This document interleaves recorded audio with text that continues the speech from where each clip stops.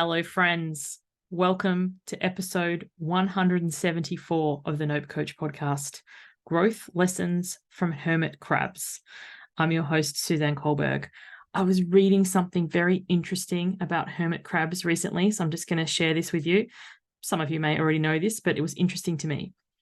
It says the hermit crab knows when it has outgrown its shell and it searches for a replacement so it can fit more comfortably. If it leaves too late, it will never be able to extricate itself from its shell, and consequently, that will prevent it from growing.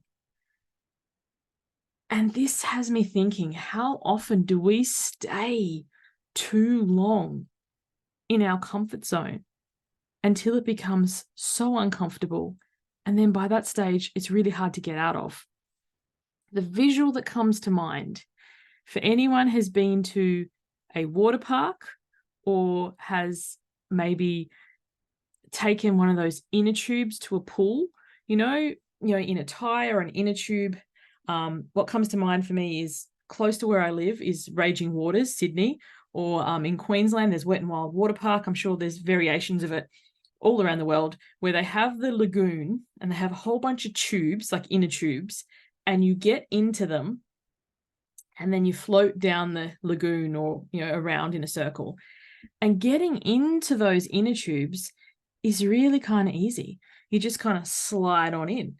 But getting out of those inner tubes, some people, not me, have some sort of skill where they just manage to slide out as easily as they slide in. Not me. No, I managed to flip it incredibly, beach myself like a whale, and have water going up my nose and soaking everybody else. So like the inner tube is really easy to get into, but really hard to get out of. And I'm linking this to the hermit crabs because the hermit crab knows when to leave its shell, because if it leaves it too late, then it's stuck and it prevents it from growing. Shout out to my sister who sent me a quote this afternoon. She said, "You cannot plow a field by turning it over in your mind." And I think for many of us, we confuse action with inaction. We think by thinking about it, that counts as taking action.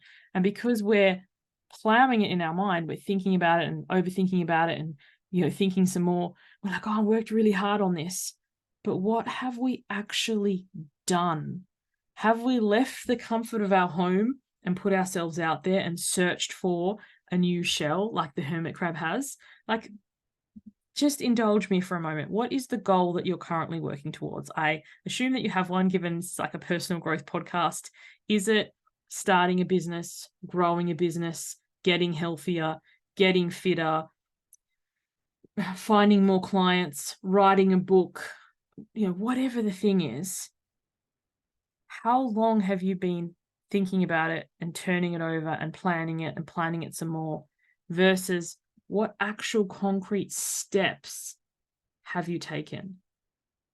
Because it's so much easier to think and plan and turn it over in our minds than to go out there and risk the rejection, to risk the failure, to risk the embarrassment or the humiliation or, it not working out how we hoped.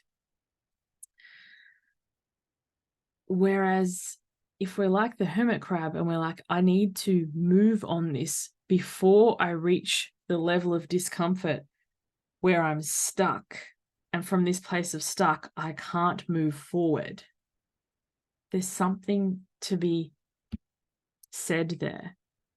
And the other thing to look at is, I might do a whole episode on this at some stage, when I was releasing weight, the non-scales victories, NSVs. Now that I'm growing a business, the non-sales victories, once again, NSVs. So what are your victories that aren't directly related to your goal? So say, for example, you've got a weight release goal and the numbers aren't budged, you're in a plateau. What else can you celebrate? How much energy do you have? How do you feel in your body? How fit are you? How are you sleeping? What things can you do that you couldn't do before? If you're in business and you're in a slump and you haven't signed a client in a while, or it's been a dry spell, What are your non-sales victories? What skills are you building? What collateral do you have for your business? Like for myself, I have now 174 podcasts. Someone could find me and literally between my podcast, this one, my other podcast over it, and the almost 100 podcasts I've guested on, you could probably listen to me for hundreds of hours right now. And that is all sitting there, whether I'm asleep or on holidays. Like, it doesn't require me to be there. I've written a book that somebody could come across at any time. Like, a lot of these things that when you do take action, if it doesn't result in what you're expecting immediately, we can beat ourselves up and use that as a reason to, plow our mind and stay in inaction.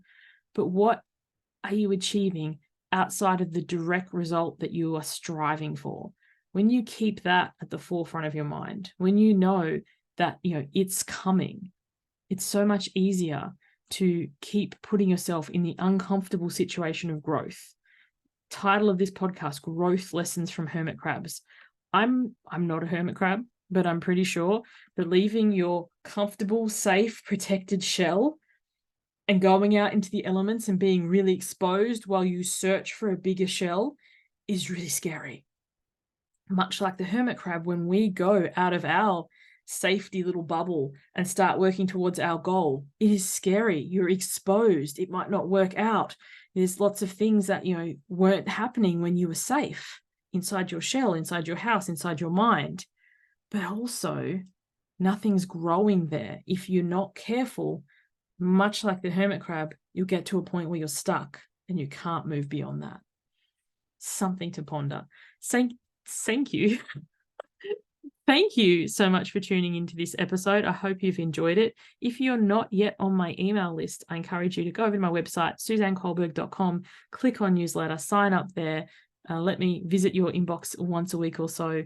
And I hope to catch you on the next one. Bye for now.